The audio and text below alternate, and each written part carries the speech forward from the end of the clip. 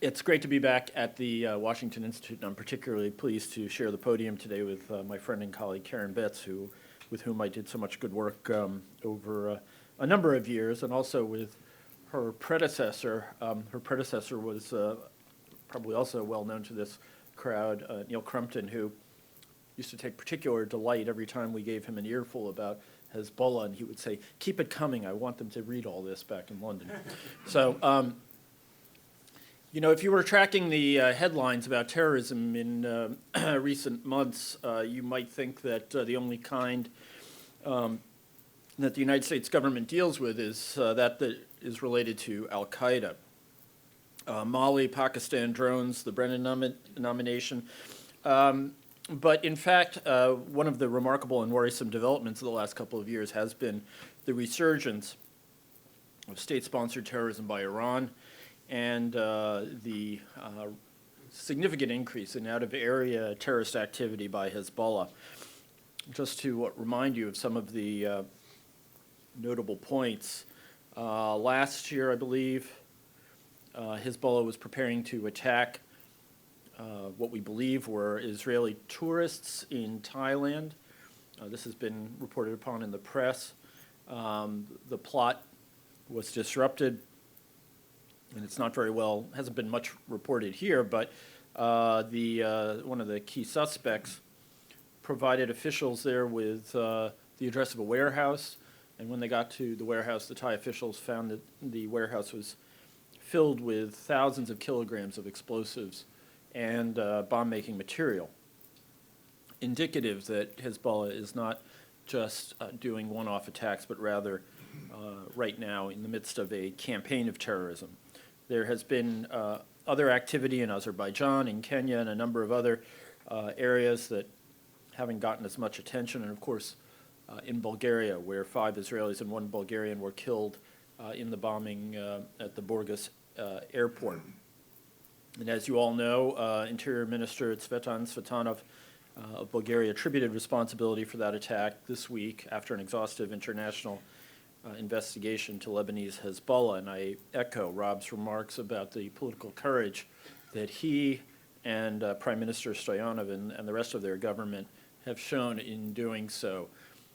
I had the pleasure of meeting with the Bulgarian leadership, and they were not naive about the risks that they would be running by doing this, but they were also remarkably focused and determined to do what they thought was their duty in terms of their international responsibility to combat terrorism.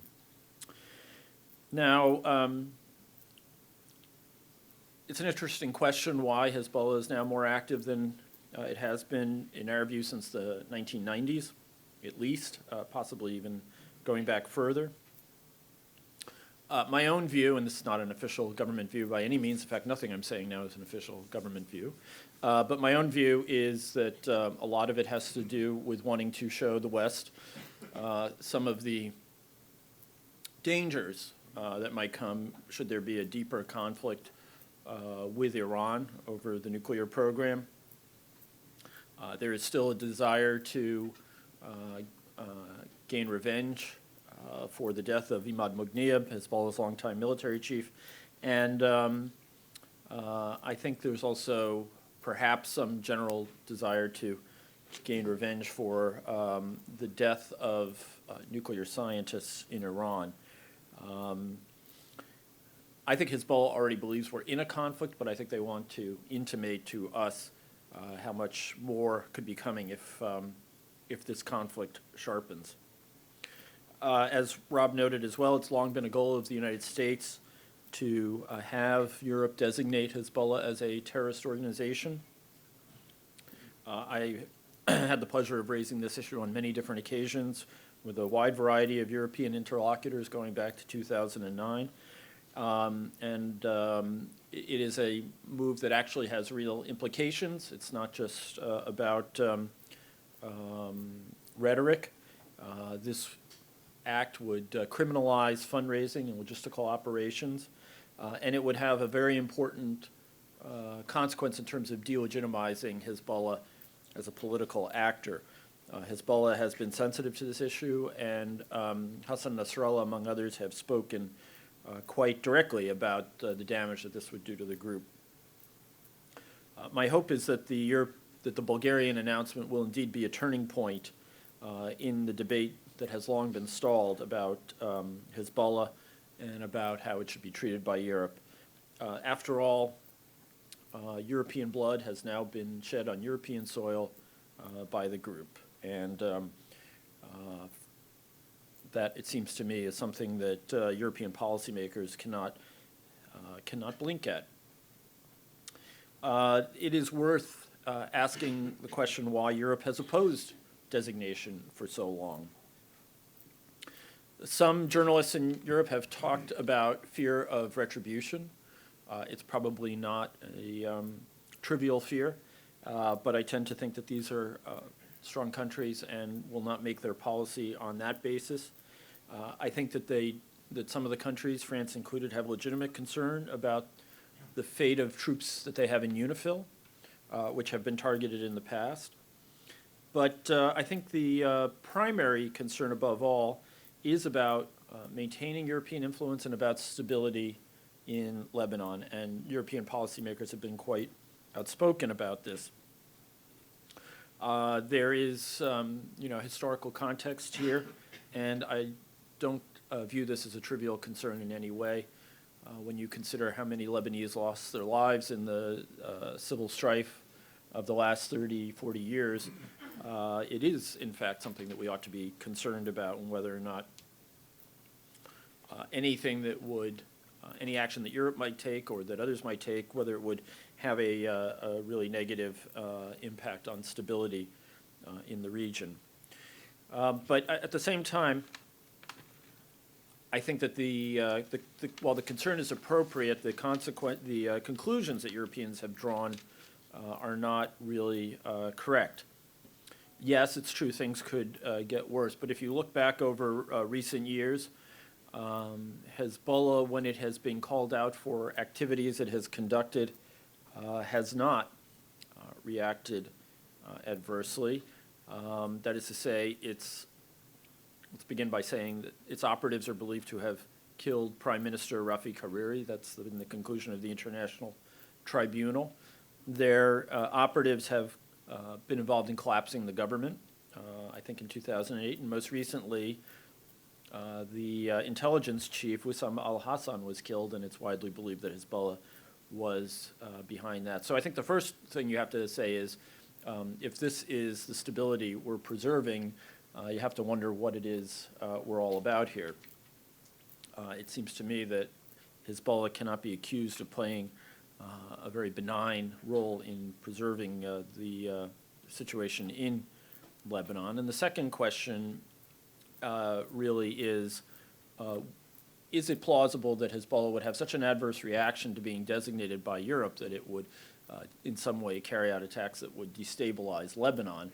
And I think that this is not entirely plausible. The fact is Hezbollah is back on its heels right now, eager to protect whatever remains of its image as a champion of Lebanese interests, as a national force, as one that seeks to promote and advance the strength of the Lebanese state. So I think it's very unlikely that it would somehow take out on fellow Lebanese citizens an action by the European Union. It just doesn't seem to me to make much sense. Is it possible that they would react adversely against UNIFIL? I think that's entirely possible. But is it likely that we would see this somehow as a step to a new civil war or something like that? Very, very unlikely indeed. Let me just close by saying two things, because I know we want to hear Karen and then get to the Q&A. First of all, Bulgaria is not an end in this story by any means. There is currently a trial going on in Cyprus involving an individual who was apprehended last July, around the same time as the Burgas bombing. That individual has confessed to carrying out surveillance that was meant to, it seems, support an operation similar to what happened in Borgas. That is, he was looking for sites in Cyprus that would be frequented by Israeli tourists. This trial has been going on for a while. I think that it will end soon. I would think that a legal case, a completed legal case and a conviction would go a long way towards meeting Europe's desire, and the very strong desire of particularly European countries, to have court-proof evidence, courtroom evidence, that is to say, courtroom evidence that would withstand further judicial scrutiny of Lebanese Hezbollah's activity in Europe to carry out terrorist acts. I think that European policymakers would have a very hard time ignoring this, if any indeed wanted to. So the story's not over. I think the Europeans will be deliberating on this one intensively in the near term. I know a number of countries had told me that if the Bulgarians came out with this statement of who was responsible, of laying the responsibility at the feet of Hezbollah, that it would be decisive in their view. So we'll have to wait and see if that in fact turns out to be the case. In closing, I just wanted to say one thing. I'm delighted that several of my former colleagues from the CT Bureau came out to hear this. Almost inexplicable in my mind, but quite kind. And I particularly want to thank a Washington Institute alum, Mike Jacobson, who frankly has done more on this issue than I think anyone in USG in recent years. Just did a fabulous job in terms of the diplomacy, the outreach, organizing the interagency to deal with this issue. As I mentioned at the beginning, we've had intensive engagement with the Europeans on this, and he deserves an awful lot of the credit for where we are today. So with that, turn it over to you, Karen.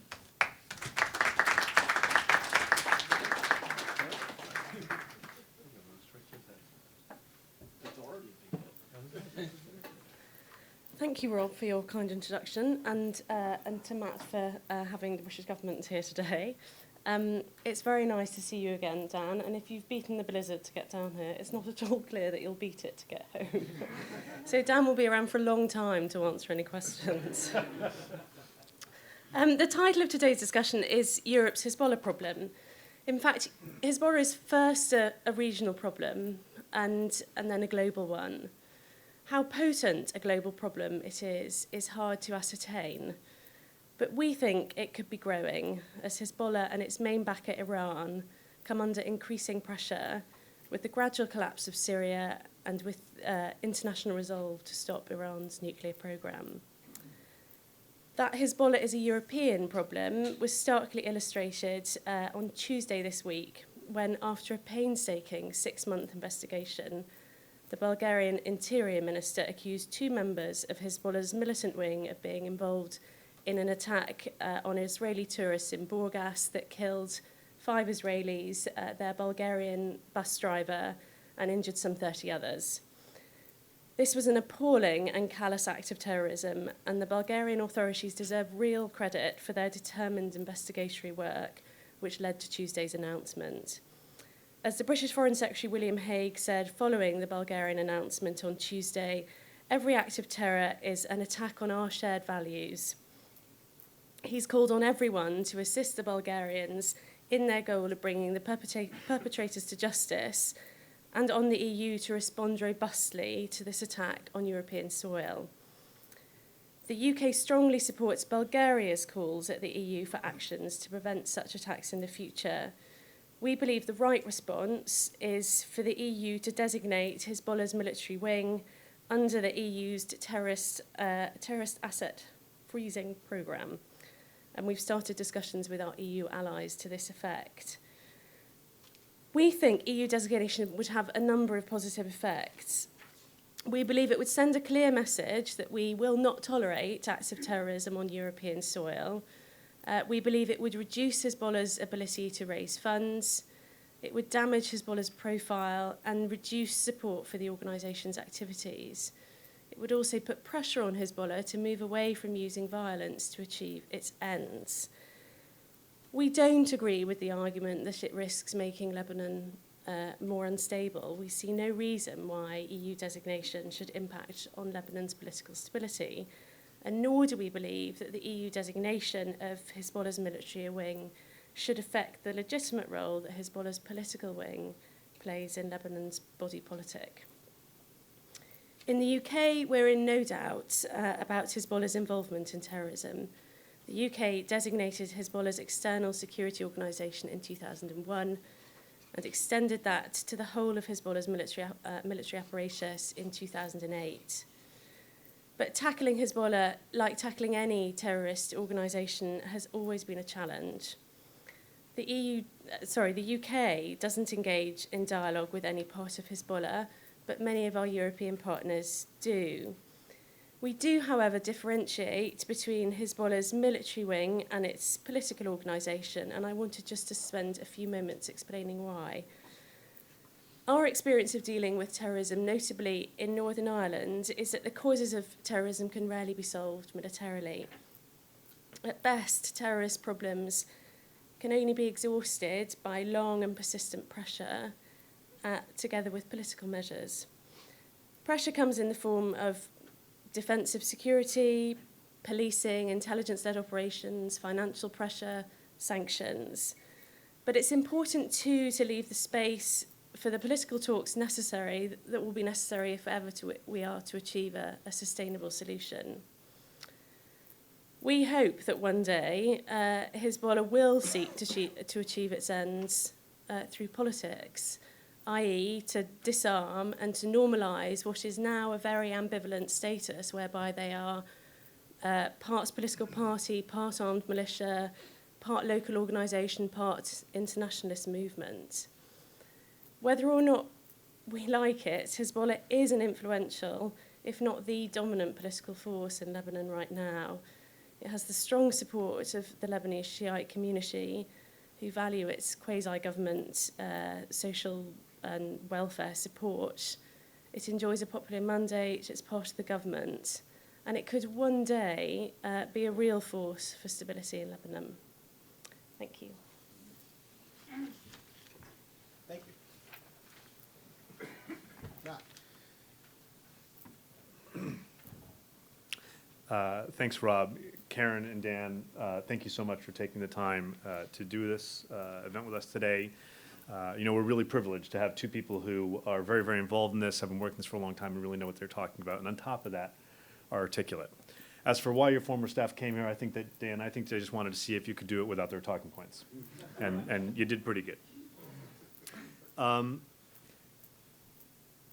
What we saw in Bulgaria recently, and the brave Bulgarian position speaking truth to power, is just the latest evidence of Hezbollah's activity outside of Lebanon and indeed in Europe.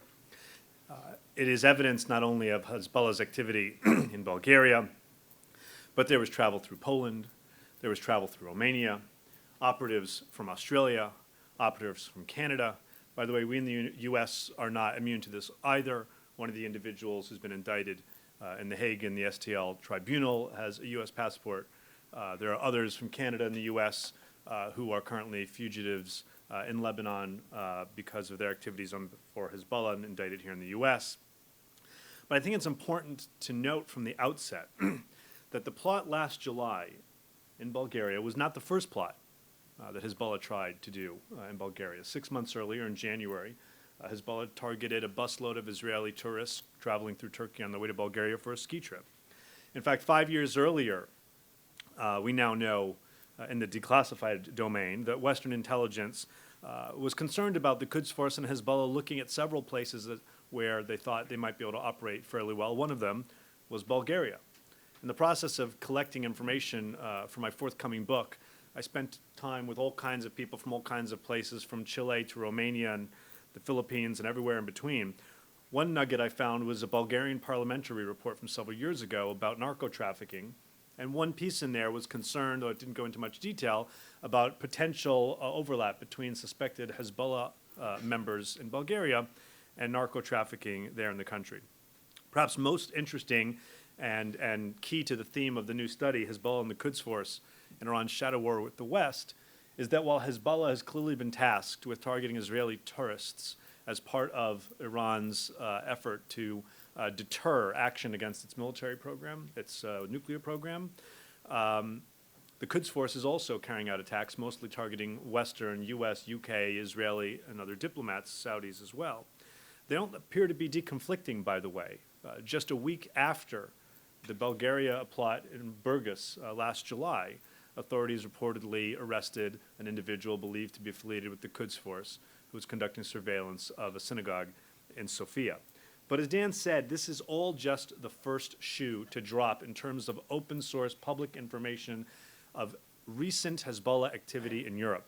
The second shoe, which I'll get to in a few minutes, is Cyprus, and I think that that's critically important.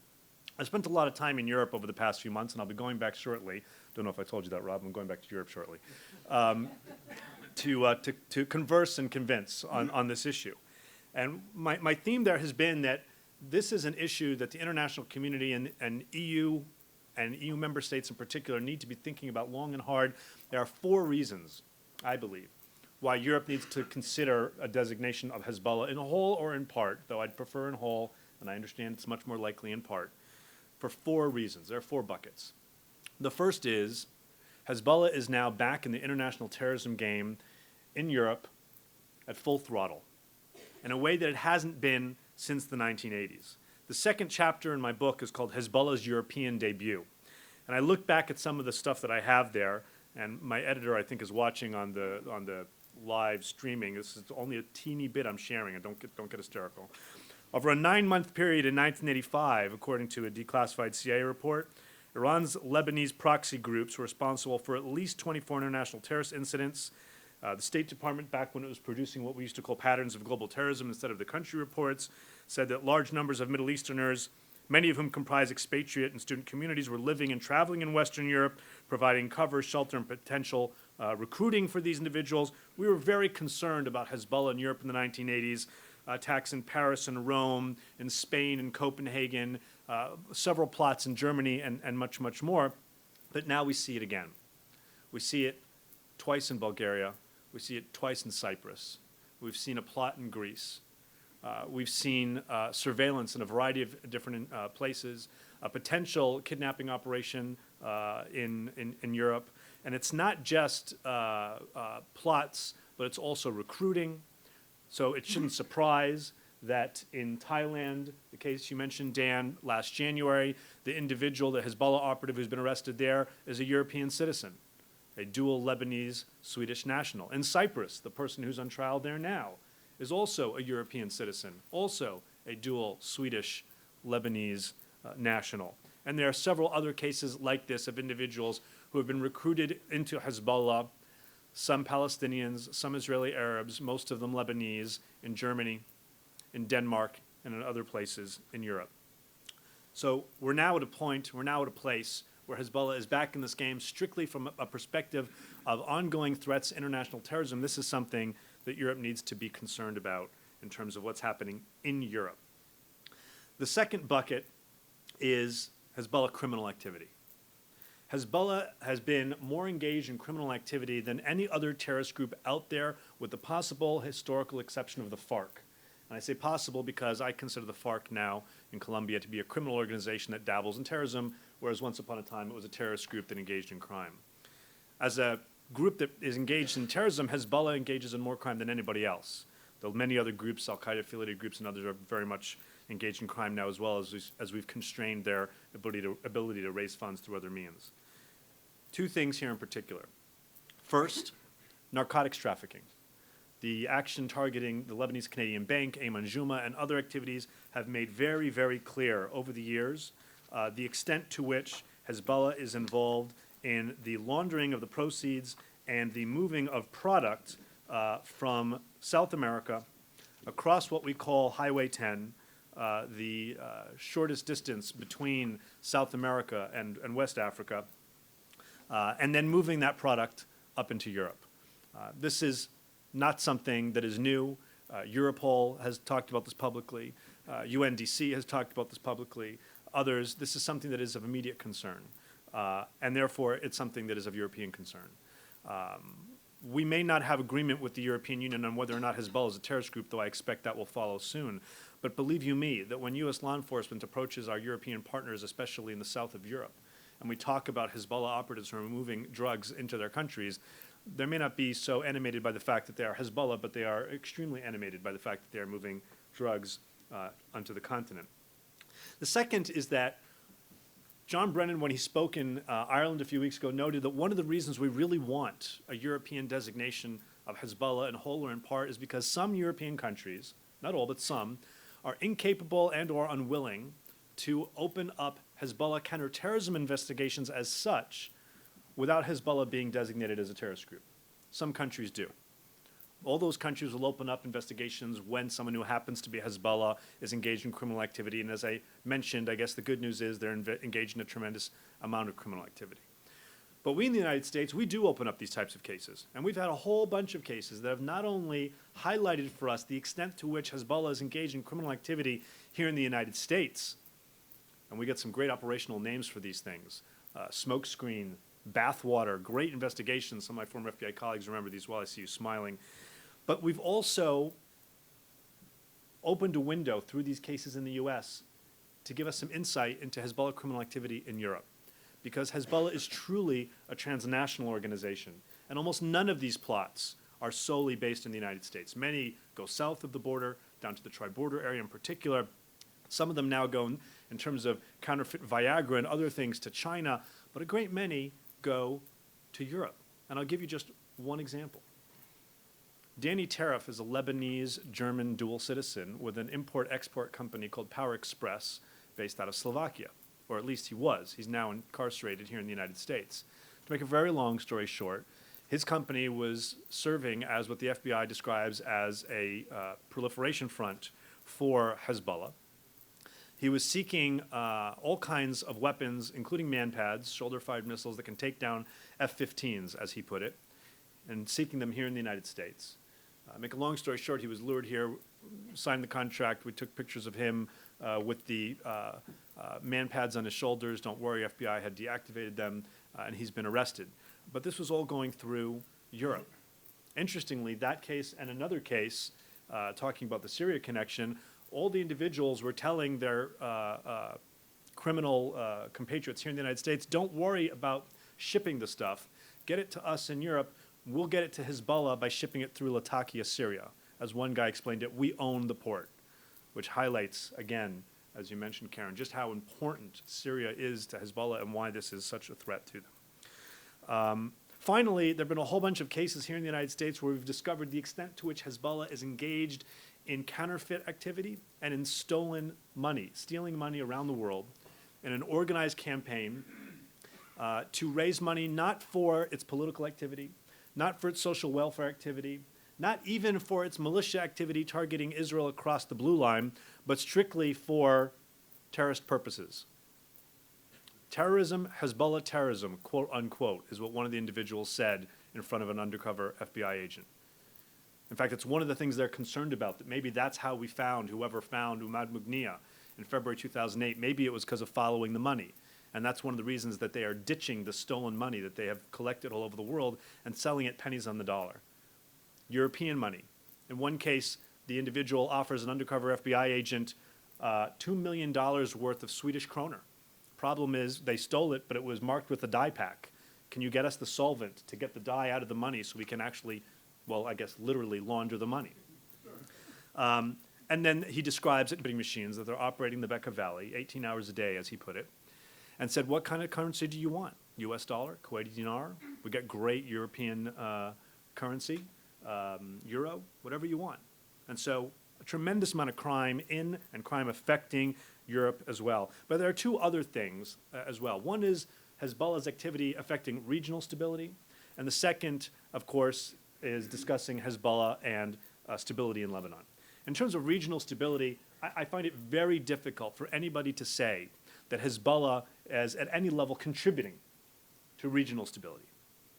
Susan Rice at the UN has publicly described Hezbollah as part of the Assad regime's killing machine. Just the other day, there was yet another Hezbollah operative sent home from Syria in a body bag to Lebanon, where at his funeral, senior Hezbollah officials showed up and lauded him for performing his, quote, jihadi duties. They are bringing this sectarian conflict over the border, drawing it across the border, and therefore severely undermining Lebanese stability. I've been arguing with Europeans about this for a very long time, in and out of government. And when I was last there in December, they were no longer arguing with me about the substance of the case, just whether or not this is smart policy. And related to that, I think, is part of the issue. Because Dan, when you were leading this in government, the State Department redesignated Hezbollah, already long designated since 1997 as a terrorist group, for its activities in undermining stability in Syria. And in that statement, the U.S. government, to its credit, declassified the tidbit, which not enough people have picked up on, so let me help you here now, that the individual playing quarterback on Hezbollah's policies and activities in Syria is not the head of its terrorist wing, and is not the head of its military wing, the Islamic Resistance, but it's the head of Hezbollah's political echelon, Sheikh Hassan Nasrallah, the Secretary General of Hezbollah, leading Hezbollah's military decision-making in Syria. And so there is an issue, I believe, in trying to make what I think is a false distinction between Hezbollah's different wings.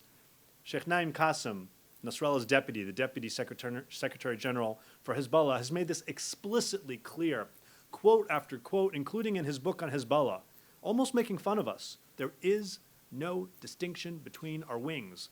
They all report up to the Jihad Council, which reports to the Shura Council, which is under Nasrallah. And yet, for policy reasons, it may be expedient to make such a distinction if that's what we need to do to get people on board. If European governments will feel that they can engage in a designation of the military and terrorist wings, so long as we don't also designate the political wing, because then they could, quote unquote, still have some measure to reach out to them, maybe that would get us part of where we need to be. It would enable, as John Brennan was concerned about, it would enable these countries to open these counterterrorism investigations. But let's not fool ourselves. It would be nowhere near as effective in travel bans, in countering Hezbollah's ability to raise money in Europe. And let's be clear, Hezbollah raises money in Europe today hand over fist like the Red Cross. It would not go anywhere near as far as we'd like in those regards, but it would be a good start. And there are other examples, by the way, from these cases here in the United States where we see time and again Hezbollah politicians who are involved in terrorist and criminal activities, such as Hassan Hadroj, a Hezbollah political figure, a spokesman who has the Palestinian portfolio, who also happens to be in charge of, one of the people in charge of Hezbollah procurement efforts, and is indicted here in the United States for his efforts to procure all kinds of military and technologies from the United States. Bulgaria was the first shoe to drop. Thailand, I think, maybe is shoe 1.5 because the individual has European citizenship. But Cyprus, I think Dan is absolutely right, will be the second shoe to drop. And there I think it's important that people understand. An attack that would have been within the European Union in Cyprus at a time last July, the week before the Burgas bombing, that Cyprus held the rotating presidency of the EU, carried out by a citizen of Europe, Swedish citizen. And in fact, it appears that prior to going to Cyprus, the way Hezbollah, after training him, got him ready for his assignment was to use him as a courier to different locations. And some of those locations were in Europe. And as this information comes out, I think Europe's going to have even more to answer and consider about Hezbollah's activities on the continent. I'm thrilled that we were able to have this event. Rob, I want to thank you for hosting and moderating. And again, I want to thank Dan and Karen for taking the time. But before I step down, both this monograph that just came out and the larger book would not have been possible, arguably all the stuff we and senior staff here do at the Washington Institute would not be possible without the assistance of our research assistants and our research interns. And I especially, for this report, want to call out Diva, Give, and Jonathan for their fantastic, fantastic support. So thank you all very, very much.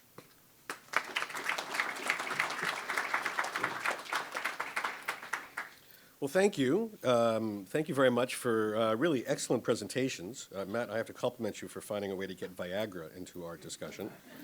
I'd like to open by posing two different questions. Since at least two of the three panelists are not in official government positions, then at least two of you can answer with perhaps a little bit more candor than one with sort of governmental responsibility. What would a European designation do in practical terms? We've heard the line about the Brennan line that both of you have cited.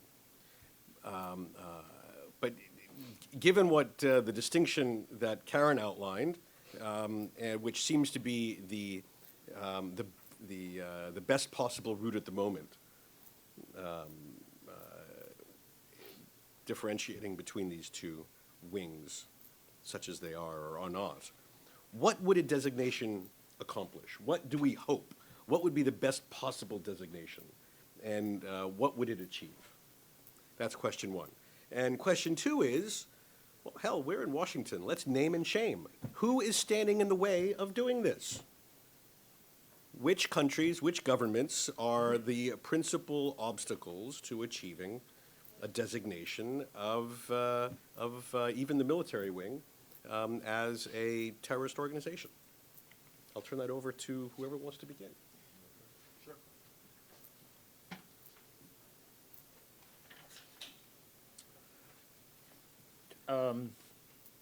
What would a designation achieve? I do think that it would have a significant impact on Hezbollah fundraising and logistical activity. It would have, I think, a chilling effect on the kind of illegal activity that Hezbollah appears to be carrying out in terms of shipping money, for example, as we saw in the Lebanese-Canadian bank case, where it was mingling drug money with profits from a complex used car operation that involved shipping used cars from the U.S. to West Africa and then mingling the money with the drug proceeds. It would certainly, if enforced, have an impact on Hezbollah logistical activity in Europe. I have to believe that if Europe went the distance of having a designation of the military wing, it would not do it in such a way that any military or any terrorist operative could walk through the carve-out for humanitarian political activity. So my guess is that it would be difficult for Hezbollah to continue operating the way it is. The other thing is, I do think it would have a real blow to Hezbollah's legitimacy. The Lebanese are very cosmopolitan people living there in the Levant in close contact with Europe, and I think that to have Hezbollah designated would have domestic implications for Lebanese politics, and at a time when Hezbollah is very much under fire for its role in Syria, I think that it would have real costs. And finally, Hezbollah, I think, would feel considerably more isolated if, under the terms of a designation, it was much, much harder for them to have dialogues with European leaders. So it's not going to put Hezbollah out of business. No one should have any illusions about that. And I want to agree with Karen that Hezbollah is the primary representative of the Lebanese Shia community and will remain so for quite some time to come. But I do think that it would have significant repercussions. And the second question was, who's against it? It's not a secret who's been opposing the designation. The principal opponent for many years has been France. France views itself as having historic interests in Lebanon. It was, of course, the colonial power there. It has close ties with many communities there. And many French leaders feel that this would curtail that influence. The French also have troops in UNIFIL, and I think they have an understandable concern about the safety of those troops. And frankly, they've also been very vocal over time about the implications for stability. There are many other countries in Europe that essentially take the position, the French are one of the three most powerful countries in Europe, and we're not going to have a fight in the family over this. Whether that status quo remains is yet to be seen.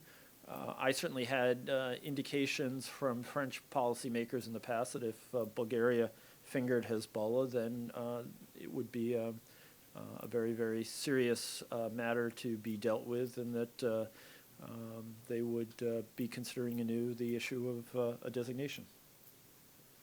Thank you.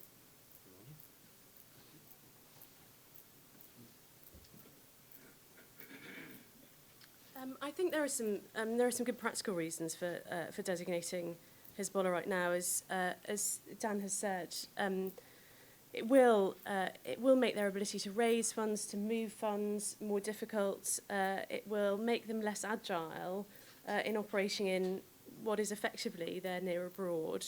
And there's a symbolic, so the practical effects, there are symbolic effects as well. It will, we think, damage Hezbollah's profile, reduce their legitimacy.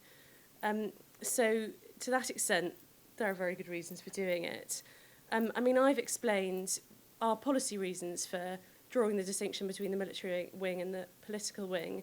There are good practical reasons for doing that in this debate as well. I can't speak for other European countries. There may be other European governments who are here today who will want to represent their positions, but there are, as I think I said earlier, a range of views within Europe about what we should do about this.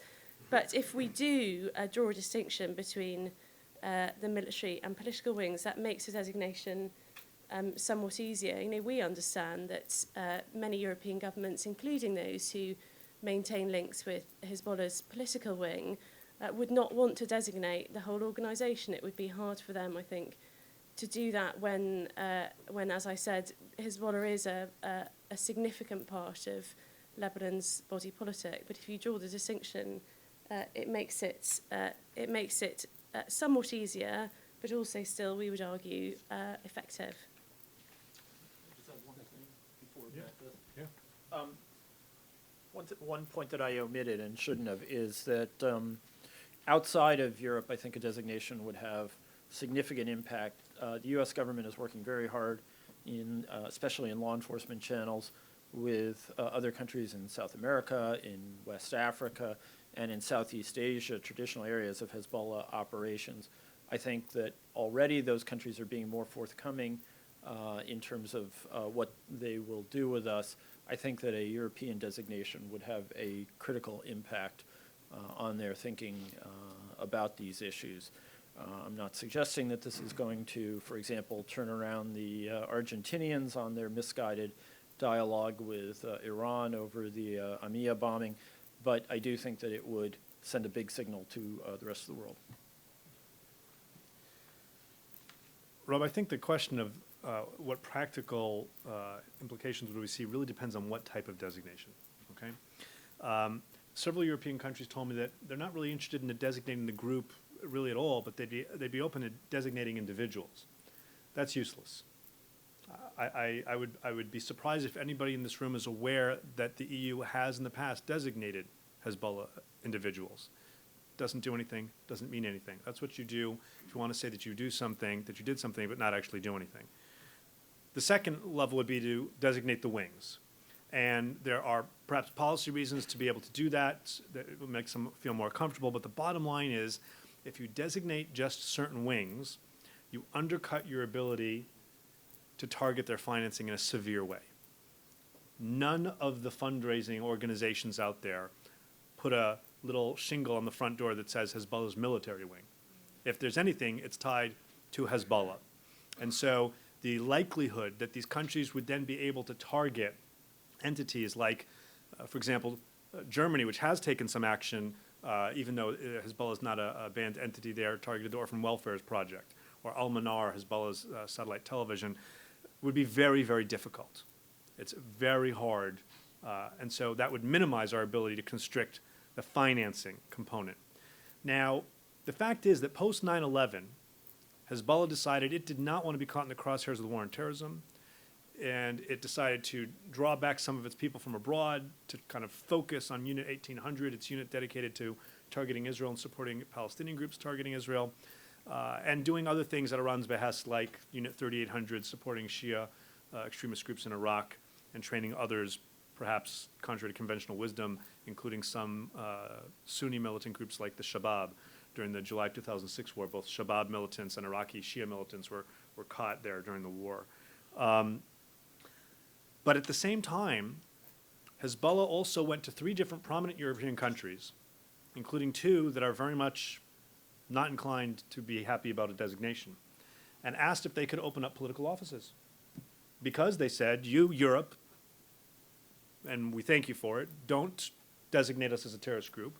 So forget our terrorism and military, allow our political wing to open up an overt office in Berlin or wherever.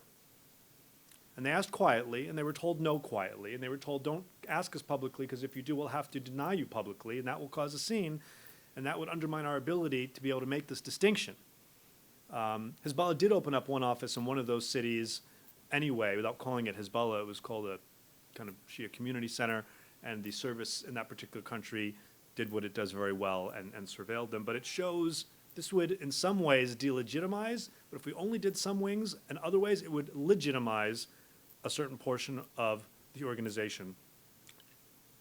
However, if we designated all of it, we would be empowered to do much more on the money. Let me be clear. I think that would be the smartest, best thing to do. I have no illusions that it will happen. My feeling is that within Europe, the very best that can be accomplished is to target the military and terrorist wings, and that's what I would argue for. Not one, but both. Both the Islamic Jihad Organization, or what many European countries describe as the External Security Organization, and the Islamic Resistance, the Muqawama, the military wing. Now, I do think that doing something is critical, not only in terms of the delegitimization, but in terms of messaging to Hezbollah. Hezbollah has to understand that at any level, there is consequence. One of the reasons Hezbollah muddies the waters between politics and social activity and military activity and terrorist activity is because it can. There is no consequence. If you were in their shoes and you were smart, you do it too. We need to demonstrate that there is consequence, and that if they further muddy the waters, if we don't designate the political wing now, that we could head that direction if they continue to do so. Europeans have to set a line in the sand. When you blow things up in Europe, when you recruit Europeans to blow things up anywhere, there's a consequence. That is absolutely critical. And I think that that's why something has to happen now. Hey, very good, thank you. I'll open the floor to your questions. Start here with Steve. If you could take the mic, identify yourself, be brief, point to whom, or identify to whom you're asking. I'm Steve Rosen. I have a quick comment and a quick question. The comment is that if I remember correctly, Hamas originally was designated by the EU just its military, so-called military wing. And I think it only took about a year or 2 for that to be extended to its political apparatus. So there is some precedent for a first step and a second step. The question is to ask you to go a little deeper about Germany. In the name and shame section of the presentation, you singled out France. But my impression is that we have a major obstacle in Germany as well. No, I'll do it if you don't want to. Okay.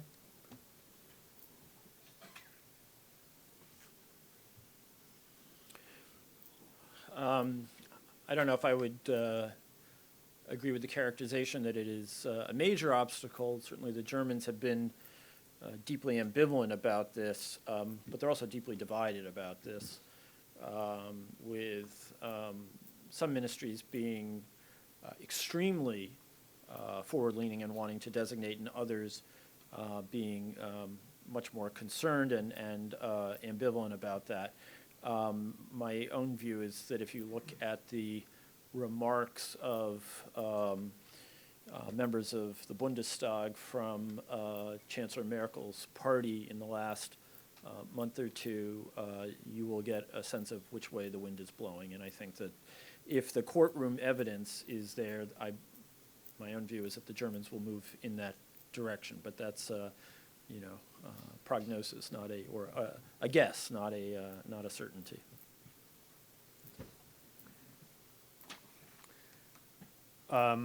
Steve, you're right on the Hamas issue, though this is also something that some European countries cite to as reason they don't want to designate all of Hezbollah.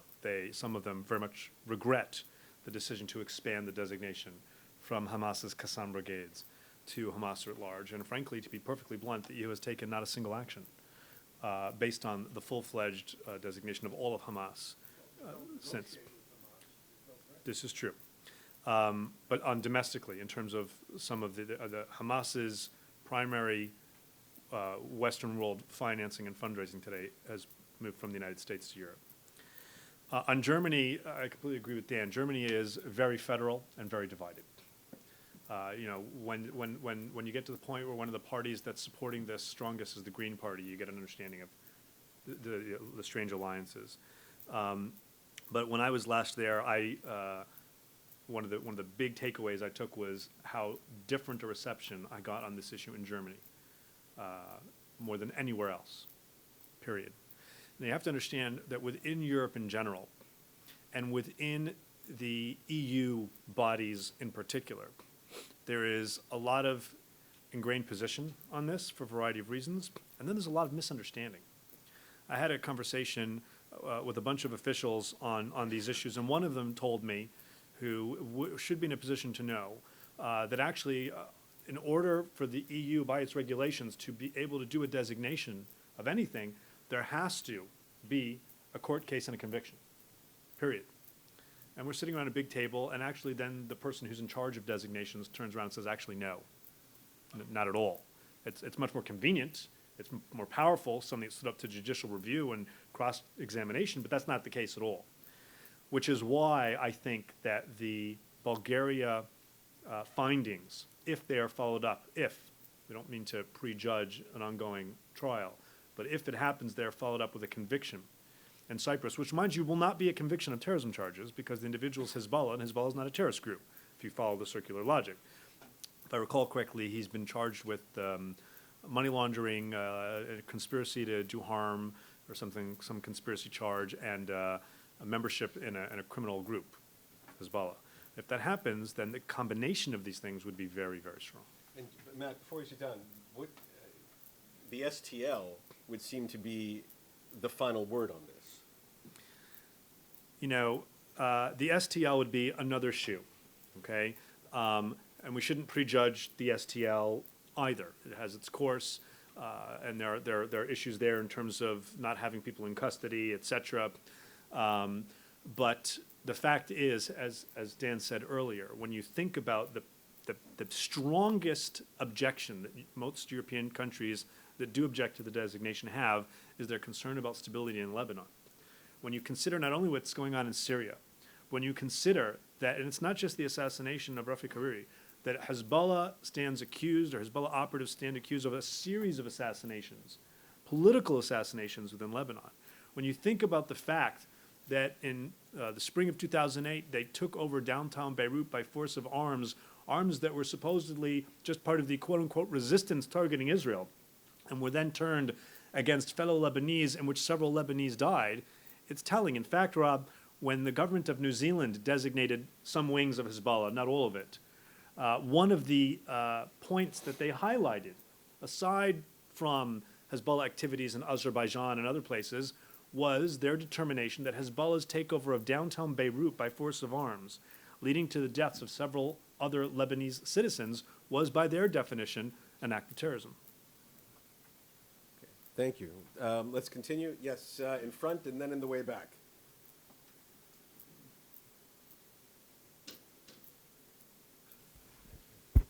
George Bailey, Lebanese Information Center. I just want to add a quick thing, speaking of timely earlier with the publication of this excellent report, read it twice, I'll read it the third time as well, and the Bulgarian statement that in Lebanon, for the first time, a Lebanese judge issued what they call an act of accusation against a well-known Hezbollah operative just at the same time this week for the assassination attempt against a Lebanese parliamentarian, Boutros Harb. It just happened this week, which is also, I think, an important move. It took 6 months, a lot of different political pressures to have this act of accusation issued. But the question is regarding also the differentiation between the political and the military wing of Hezbollah, which also I think is a terrible idea, especially that Hezbollah denied the existence of such separation. If, and Hezbollah's structure is well known, if that military wing is under the order of a political structure, which is again the case of Hezbollah, Majlis Shura and others, how would you be able to separate, to designate the military wing and separate it from that political wing, if that military wing works under the order of a higher political authority? That's what I'm curious to find out. So technically, how does it work in your system? You do it up here because of it. I can't give you a detailed answer on that, I'm afraid. I mean, as I said, for certain policy reasons, we've made that decision. For certain practical reasons in the EU, it's an important distinction to have right now. And if we are to get any designation in the EU, it's likely to be of the military apparatus as opposed to the political, entity. You know, I'm conscious of the point you've made that Hezbollah themselves don't draw that distinction. But as I say, we do, and for today's purposes, or for the purposes of getting a designation through the EU, that will achieve something, as we talked about in practical terms, in symbolic terms, in the terms of the EU standing up and saying it's not acceptable to carry out these sorts of acts in Europe. We will maintain that distinction. Whether or not in the future that's something we continue, I don't know. I'm sure we will continue to look at it. Yes, please. Hello. Thank you for being here. I feel like I just got an excellent education on all things Hezbollah in Europe, which I didn't have before. Simply put, we've discussed what we will gain by fully designating all of Hezbollah as a terrorist organization. What will we lose? What will Europe lose in terms of being able to communicate with them as both a political arm and otherwise? Do we care if we lose it from both a European and a U.S. standpoint? And what are the second bullet points down from that primary thing we're going to lose that we might not want? I'll be brief. I think this is a short and simple answer. What do we lose? Very, very little. The bottom line is, in the game of international affairs, if we want to talk to somebody, we can find ways to talk to them, whether it's through intelligence channels or third parties.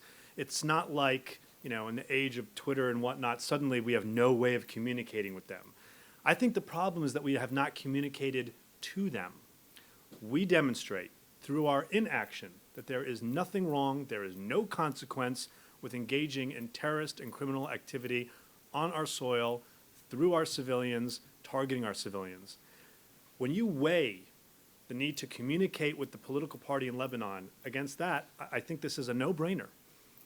And then Hezbollah needs to be able to make a decision. If Hezbollah wants to have whatever its political platform, whether I like it or agree with it or not, if it chooses to be a social and political actor and gives up terrorism and criminal activity, let's have communication.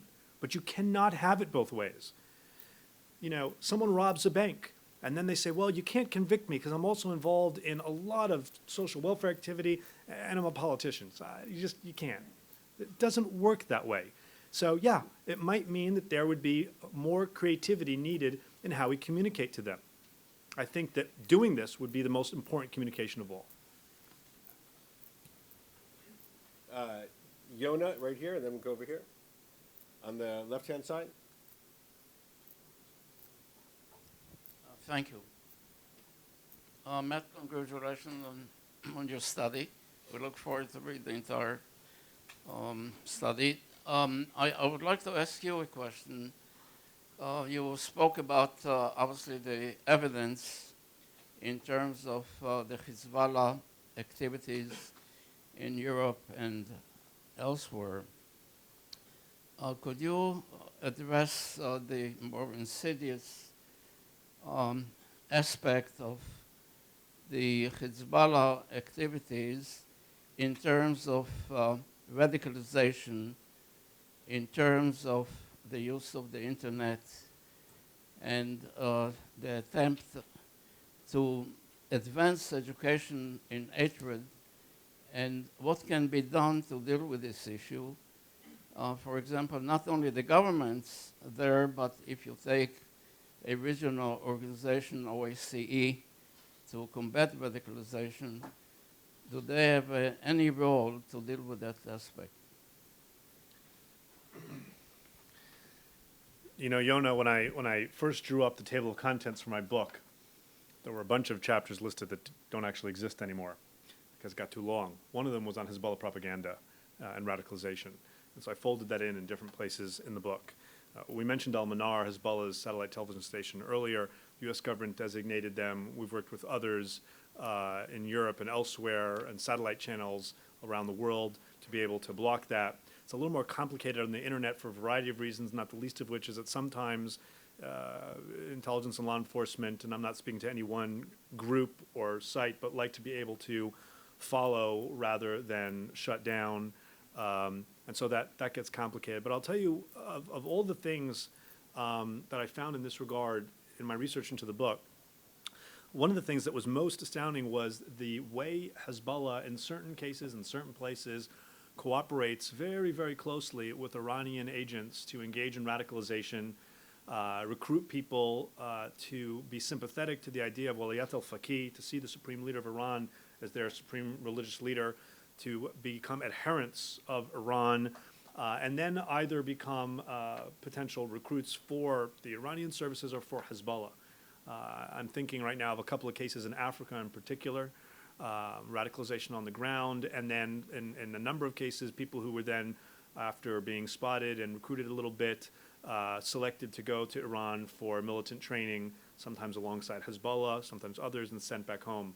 In one case, 2 individuals got on the radar of law enforcement. One of them was arrested. The other one escaped, I believe it was, to the eastern province of Saudi Arabia, and I think he's still a fugitive. But the point is that close work, not just on kind of fundraising and procurement and operations, but on radical ideology, was something I don't think people tend to usually affiliate with Hezbollah. Yes, please, in the center. I'm Milton Honig, International Center for Terrorism Studies.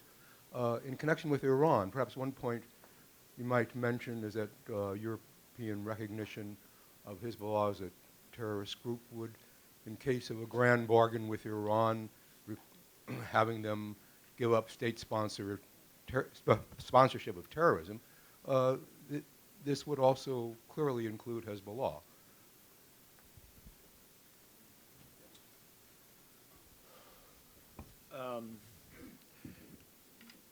I don't know, too many trees have died when it came to talking about a grand bargain with Iran. So I'm reluctant to hypothesize about that. I do think that any breakthrough with Iran that got them out of the terrorism business would certainly cause great pain to Hezbollah because of the considerable sums that Iran transfers to Hezbollah every year and the training and the other aspects of the relationship. But I would caution against any exaggerated belief in Iran's ability to direct Hezbollah and to call the shots for it. Hezbollah and Iran share a worldview to a large extent. They have a strategic understanding. They don't necessarily always have tactical understandings and don't cooperate at the ground level as much as you might imagine. And Hezbollah definitely has a set of interests that are separate from Iran's. its place in the Lebanese context, shouldn't be overlooked. I think that we really have to examine very carefully the questions of what Hezbollah would do if Iran said, jump right now in this particular moment of confrontation with the West, because, for example, Hezbollah, I think, is averse to having another dust-up with the Israelis, particularly when their supply lines are imperiled in Syria. And so these are two different entities. They have very close ties, but they're still different, and they have divergent interests on various issues. I'll just add, and we get into this in detail, in the study. When trying to analyze how and why and when Hezbollah does things, people tend to be very fixated on the effect on Hezbollah's place and role and stature in Lebanon, which makes sense, as we've all discussed. Hezbollah is, among other things, a political, social actor, militant actor in Lebanon. But it is not only. It also is a pan-Shia organization, and it also is a close Iranian ally. I put it that way instead of saying an Iranian proxy, because in the ears of some, that means proxy, I get money, I get weapons, therefore I do. With Hezbollah, at least at the senior management level, maybe not every foot soldier, but there's deep-held belief in the idea of the rule of the jurisprudent.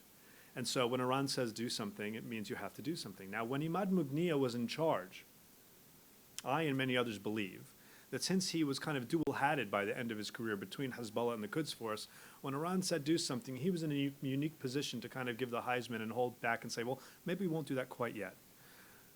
But Mustafa Badruddin, his brother-in-law and successor, and Talal Hamia, who under Badruddin is in charge of the IJO, neither of them are Imad Mughniya. And Iran has not the trust in them that they did in him. And so you now have the DNI and the director of NCTC both having made public statements indicating that we assess that Iran and Hezbollah now have a strategic partnership, with Iran as the primary partner, but a strategic partnership. And that explains why Hezbollah is now, we see, doing things in Bulgaria, in Cyprus, in Thailand, at the Johannesburg airport, flying a drone over southern Israel when they had to expect that the Israeli Air Force would probably retaliate, as they had said many times they would, despite the fact that they ultimately showed restraint, doing things that would put their interests in Lebanon at risk, would put Lebanese at risk because it was in Iran's interest. That they seem to be, at the present moment anyway, prioritizing that, so long as, and I very much agree with Dan, they're not asked to do things across the blue line. As one person in a position to know put it to me, ironically, while they're doing so much more internationally and are so much more aggressive internationally, Nasrallah doesn't want people burping in the direction of the blue line. They're not ready for that. But other things with reasonable deniability, absolutely.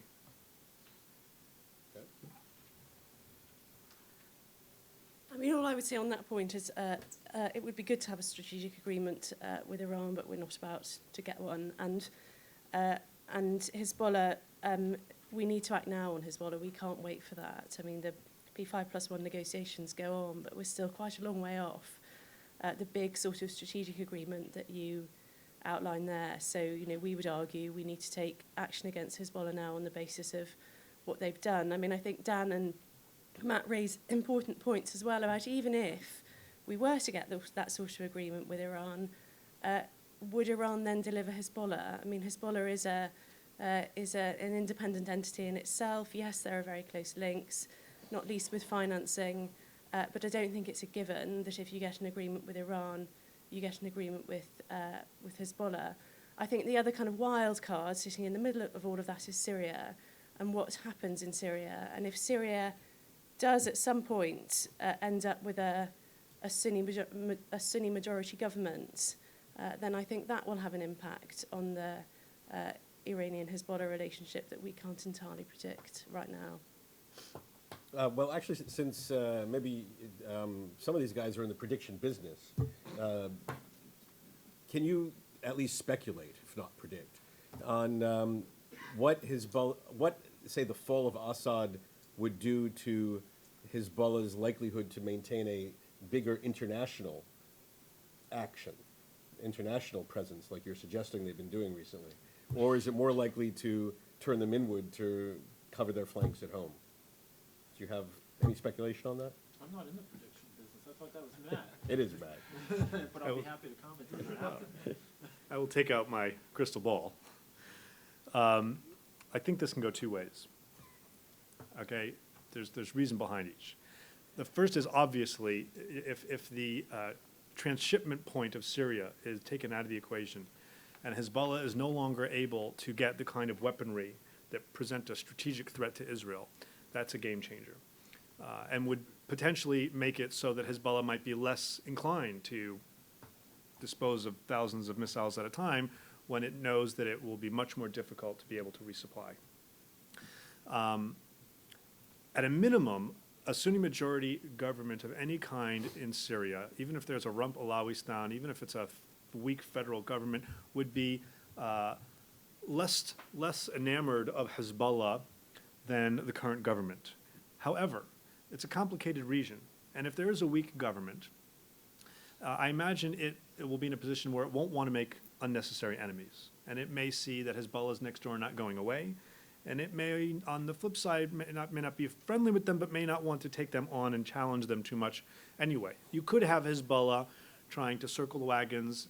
I think that what's happening in Syria is having a tremendously detrimental effect to Hezbollah's standing politically at home. And therefore, if it doesn't want to do things at home, it may increase its international activity because Hezbollah and Iran both, their modus operandi here is reasonable deniability. It's okay if someone gets up there and says, in Bulgaria, you did it. Nasrallah, I think tomorrow, or the next day or two, is about to give another of his speeches, as he did after the STL indictments, as he does after every one of these things, lambasting everybody for making this stuff up and denying it. And that's that. And pigs are flying. And that's great.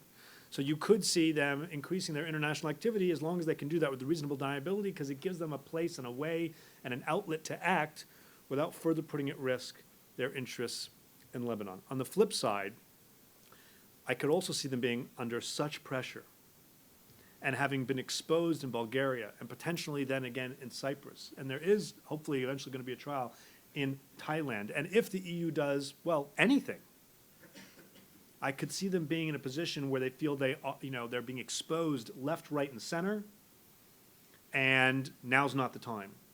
And so I do believe Hezbollah is under tremendous pressure right now, and so it's a critical time for the EU to send this message that these types of activities are beyond the pale.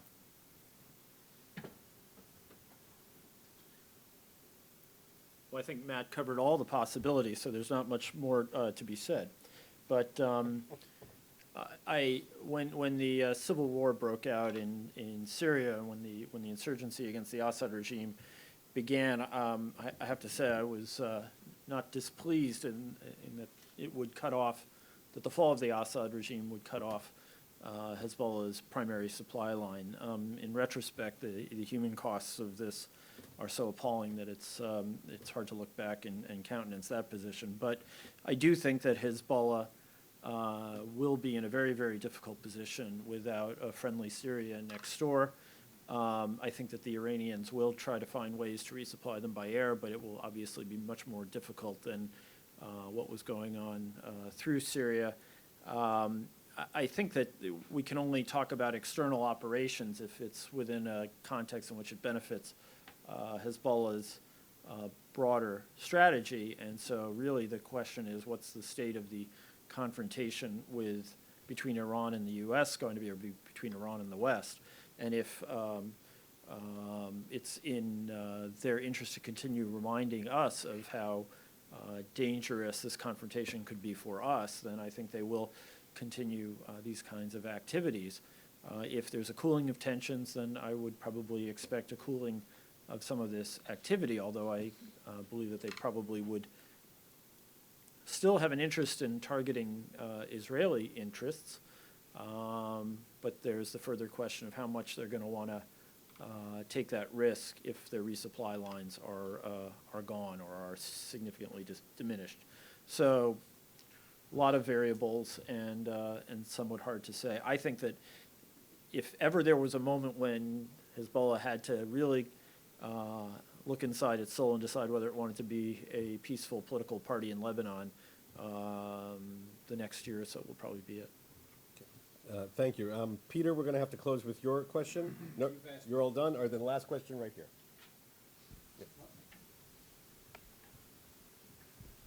Thank you. I'm Leon Weintraub, University of Wisconsin. In discussing EU decision-making process about designation, I was surprised there was not any mention of the Muslim population within Europe. I wonder if any of you might care to say if that's a factor and how much of a factor that might be in this decision-making.